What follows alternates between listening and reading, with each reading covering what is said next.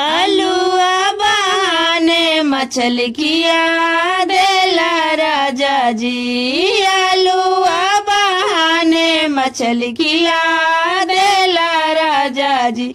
मछली के कांटा हमरा गाड़ गेलो राजा जी। मछली के कांटा हमरा गाड़ गेलो राजा जी। अगल में डॉक्टर बगल में डॉक्टर अब ना बचबो राजा जी। अगल में डॉक्टर बगल में डॉक्टर अब ना बचबो राजा जी। दोनों हाथ में हथकड़िया लगा देवो राजा जी। दोनों हाथ हथकड़िया लगा देवो राजा जी। पानिया बहाने दरुआ पिया देला राजा जी। पानिया बहाने दरुआ पिया देला राजा जी।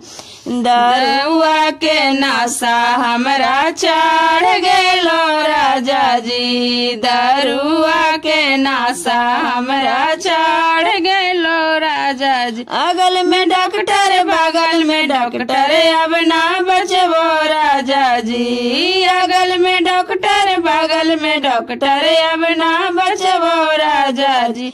दोनों हाथ हथकड़िया लगा देवो राजा जी। दोनों हाथ हथकड़िया लगा देवो राजा जी। सगिया बहाने भंगिया खिया देला राजा जी। सगिया बहाने भंगिया खिया देला राजा जी।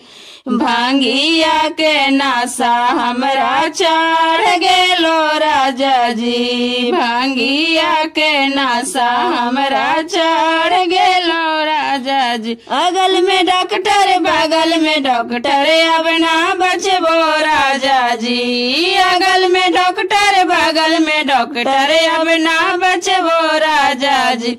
दोनों हाथ हथकड़िया लगा देवो राजा जी। दोनों हाथ हथकड़िया लगा